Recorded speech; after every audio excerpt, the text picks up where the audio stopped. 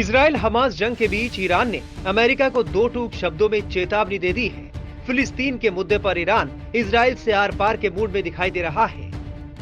Iran के विदेश मंत्री हुसैन अमीर अब्दुल्लाहियान ने कहा है कि अगर इजराइल की यहूदी शक्तियां गाजा में घुसने का फैसला करती हैं, तो हमास के लड़ाके इसे इजरायली सेनाओं के कब्रिस्तान में बदल देंगे। उनका ये बयान कतर के अमीर शेख तमीम बिन हमद अल थानी से मुलाकात के बाद आया है।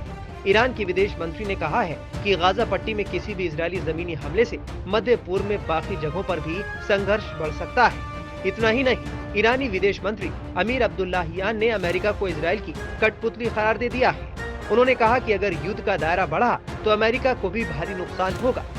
इससे पहले अमीर अब्दुल्लाहियान ने कतर में हमास नेता इस्माइल हानिया से मुलाकात की थी, जहां उन्होंने गाजा संकट पर चर्चा की और सहयोग जारी रखने पर सहमति व्यक्त की थी।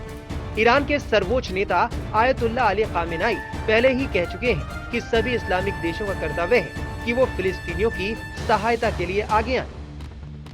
बता दें कि इजराइल के टैंक गाजा के साथ लगती सीमा बाड़ पर तैनात है, क्योंकि घिरे फिलिस्तीनी क्षेत्र में लगातार बमबारी हो रही है। जमीनी हमले की आशंका के बीच इजराइल द्वारा उत्तरी गाजा के 11 लाख निवासियों को दक्षिण में खाली करने का आदेश देने के बाद हजारों फिलिस्तीनी विस्थापित हो गए हैं।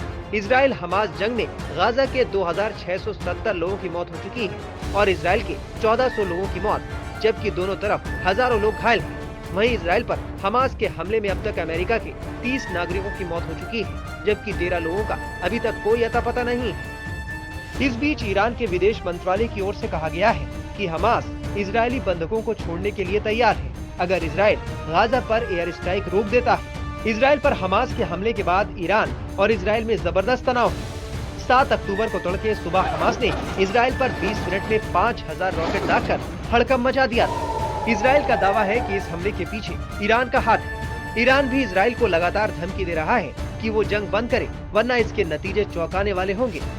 इजराइल भले ही वॉर टेक्नोलॉजी के मामले में दुनिया के अग्रणी देशों में हो, दुनिया को हथियार बनाकर बेच रहा हो, लेकिन ईरान उसे हर मामले में कड़ी टक्कर दे रहा है, चाहे बात हथियारों की हो या फिर सेना की। ईरान इसीलिए इजराइल और अमेरिका की आंखों में आंखें डालकर बोल रहा है।